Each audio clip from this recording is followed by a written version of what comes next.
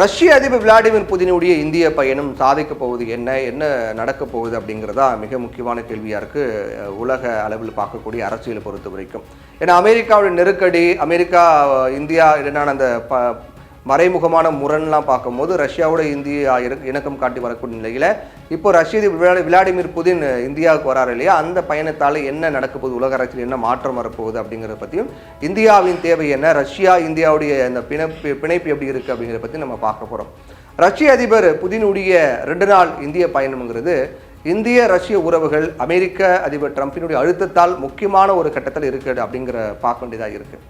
இது இந்திய ரஷ்ய தலைவர்களுக்கு இடையே ஒவ்வொரு ஆண்டுக்கு ஒரு முறை நடக்கக்கூடிய ஒரு வழக்கமான சந்திப்பு தான். இது 2 நாடு தலைவர்களுக்கு இடையே நடக்கக்கூடிய 23வது உச்சி மாநாடு இப்போ நடக்க போகுது. ஆனால் இந்த சந்திப்பு நிகழும் சர்வதேச அரசியல் நிலை காரணமாக இது முக்கியத்துவம் பெறுது. இப்போ இருக்கக்கூடிய உலக அரசியல் காரணமாக இந்த சந்திப்பு பிரதமர் நரேந்திர மோடி ரஷ்ய அதிபர் இந்திய பயணம் அவங்க 2 பேருடைய சந்திப்புங்கிறது மிக முக்கிய ஒரு அம்சமாக பார்க்கப்படுது. 2 நாடுகளுக்கு இடையே வர்த்தகம் மற்றும் பாதுகாப்பு உறவுகள் முக்கியமானவை. சோவியத் ஒன்றிய காலத்திலிருந்தே இந்திய ரஷ்ய நட்பு அப்படிங்கிறது பாதுகாப்பு அம்சங்களை உள்ளடக்கியதாக இருக்கிறது. சோவியத் ஒன்றியம் உடைந்து பனிப்போர் முடிந்த பின்னும் இந்திய ரஷ்ய உறவுகள் பலமாகவே இருந்து வந்திருக்கு.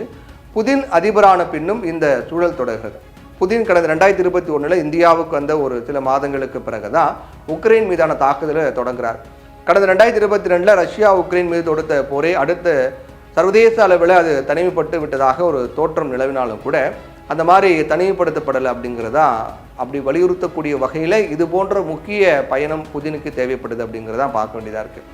இந்தியாவை பொறுத்த வரைக்கும் அது அமெரிக்க அதிபர் ட்ரம்பினுடைய நெருக்கடியும் மீறி தன்னுடைய கேந்திர அரசியல் சுதந்திரத்தை விட்டு கொடுக்காத ஒரு நிலையை தான் காட்ட இந்த சந்திப்பு உதவும் அப்படின்னு ஒரு கருத்து சொல்லப்படுது. புதினுடைய இந்த பயணம் உக்ரைன் போரை அடுத்து மேற்குலகின் பொருளாதார தடைகளை எதிர்கொண்ட ரஷ்யாவிடம் தொடர்ந்து மலிவு விலை எண்ணெய் வாங்கிய காரணத்துக்காக அமெரிக்க அதிபர் ட்ரம்பால் 25% அதிக இறக்குமதி வரி விதிக்கப்பட்ட ஒரு சூழ்நிலையில் வருது. அமெரிக்காவால் விதிக்கப்பட்ட வரி 25%, அதோட பரஸ்பர 25% அப்படின்னு பார்க்கும்போது 50% அமெரிக்கா இந்தியாவுக்கு வரி போட்டிருக்காங்க. அமெரிக்காவினுடைய இந்த நடவடிக்கையை ரஷ்யா விமர்சனம் பண்ணுறாங்க. கடந்த 3 ஆண்டுகளுக்கு மேலாக ரஷ்ய எண்ணெயை மற்றும் எரிவாயு வாங்கக்கூடிய நாடுகளில் இந்தியாவும் சீனாவும் பெரிய வாடிக்கையாளர்களாக இருக்கக்கூடிய நிலையில் ட்ரம்பின் இந்த முடிவுங்கிறது இந்திய ரஷ்ய எண்ணெய் வர்த்தகத்தை பாதிச்சிருக்கிறது.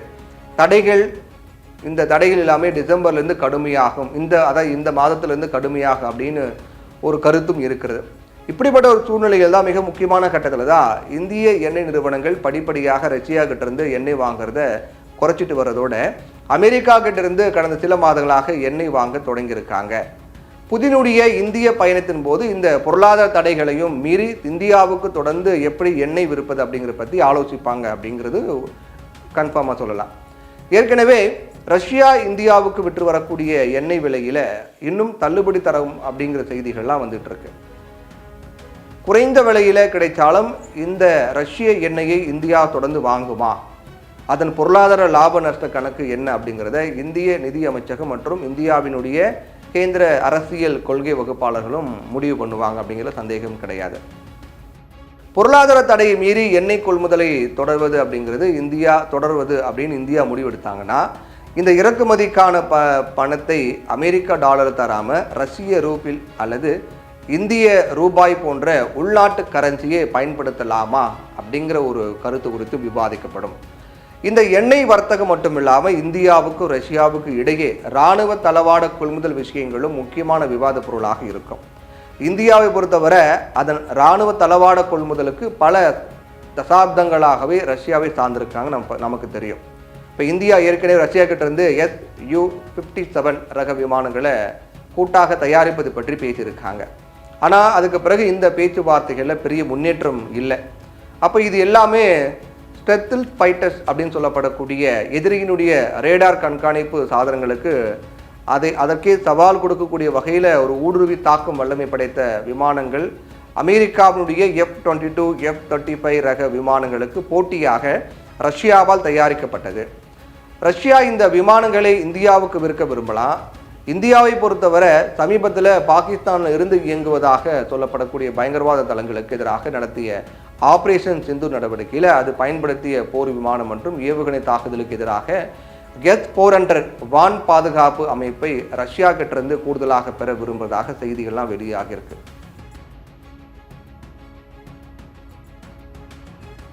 ஏற்கனவே கடந்த 2018 இந்தியா சுமார் $5 பில்லியன் மதிப்பில் இந்த பாதுகாப்பு அமைப்பினுடைய முதல் 5 பிரிவுகளை வாங்க ஒப்புக்கொண்டது. இதில் 3 பிரிவுகள் தயாரிப்பு முடிந்து இந்தியாவுக்கு தரப்பட்டு அதுதான் இப்போ ஆபரேஷன் சிந்து நடவடிக்கையில் பயன்படுத்தப்பட்டது.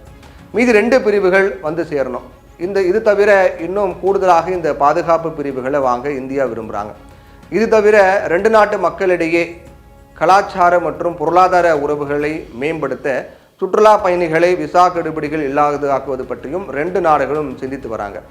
இந்த திட்டமிட்டபடி 2 நாட்டு சுற்றுலா பயணிகள் குழுக்களாக வரும்போது அவங்களுக்கு விசாவை தேவையற்றதாக்கலாம் அப்படிங்கிற ஒரு கருப்பொருள் குறித்து விவாதிக்கப்படலாம். இது பற்றி ஏற்கனவே மாஸ்கோவில் பேசிய ரஷ்ய வெளியுறவு துணை அமைச்சர் பேசும்போது இது பற்றி விவாதங்கள் 2 தரப்புக்கிடையே நடத்தப்பட்டு வருவதாக சொல்லியிருக்காரு. இந்த விஷயங்கள் ஒரு புறம் இருந்தாலும் கூட புதினுடைய இந்த வருகை அப்படிங்கிறது அவருக்கு தனிப்பட்ட அளவில் இன்னும் தன்னுடைய சர்வதேச செல்வாக்கு குறைந்து விடவில்லை அப்படிங்கிறத தெளிவு காட்ட ஒரு சந்தர்ப்பத்தை அவர் உருவாக்குறாரு அப்படிங்கிற வகையில் கூட பார்க்க வேண்டியதாக இருக்குது. ரஷ்யா உக்ரைன் போரால் தனிமைப்படுத்தப்பட்ட நிலையில் ட்ரம்ப் அமெரிக்க அதிபராக மீண்டும் வந்த பின் அவர் அழைப்பை ஏற்று அமெரிக்காவுடைய அலாஸ்கா மாகாணத்தில் நடத்தப்பட்ட சந்திப்பு புதினுடைய சர்வதேச இமேஜை இன்னும் அதிகமாக்கிச்சு. அதுக்கு பிறகு சீனாவில் கடந்த ஆகஸ்டில் நடந்த ஷாங்காய் கூட்டுறவு இயக்க உச்சி மாநாட்டிலும் புதினுடன் கலந்து கொண்டார். அந்த மாநாட்டில் பல முக்கியமான விஷயங்கள்லாம் குறித்து விவாதிக்கப்பட்டது. அப்போ புதினும் தனிப்பட்ட வகையில் லாபம் இருக்கிறதோ இல்லையோ இந்த வருகைங்கிறது இந்திய அமெரிக்க உறவுகளில் என்ன தாக்கத்தை ஏற்படுத்துது அப்படிங்கிறதையும் நம்ம பார்க்க வேண்டியதாக இருக்குது. ட்ரம்பை பொறுத்த வரைக்கும் உக்ரைனுடைய பிரச்சனையில் அவர் புதினுக்கு எதிராக முந்தைய அமெரிக்க நிர்வாகங்களை போல கடும் போக்கு காட்டல அப்படிங்கிறது தான் உண்மை. ஆனால் உக்ரைன் போரை நிறுத்த ரஷ்யா கடைபிடிக்கக்கூடிய மிக முக்கியமான அந்த கருப்பொருள் எல்லாமே ரஷ்ய எண்ணெய் வர்த்தகத்துக்கு இடைஞ்சல் செய்வது ஒன்று அப்படின்னு சொல்லலாம். இது அவரால் முழுமையாக செய்ய முடியாவிட்டாலும் கூட இந்தியா மீது நெருக்கடி கொடுத்து வராரு அதாவது அமெரிக்க அதிபர் டொனால்ட் ட்ரம்ப் அப்படின்னு பார்க்கும்போது அதன் ஒரு பகுதி தான் இந்தியா மீது விதிக்கப்பட்ட 25% கூடுதல் வரி, அப்புறம் ரஷ்யாவோட பரஸ்பர வர்த்தகம் மேற்கொள்வதாக விதிக்கப்பட்ட 25% வரின்னு ஒரு 50 விழுக்காடு அப்படிங்கிறது இருக்குது. அதனால் ரஷ்ய அதிபர் புதின் இந்தியாவு வருகை என்பது இந்தியா ரஷ்யாவுக்கு மட்டும் இல்லாமல் மற்ற உலக நாடுகளும் கவனிக்கப்படக்கூடிய மிக முக்கியமான ஒரு விடயமாக மாறியிருக்கிறது.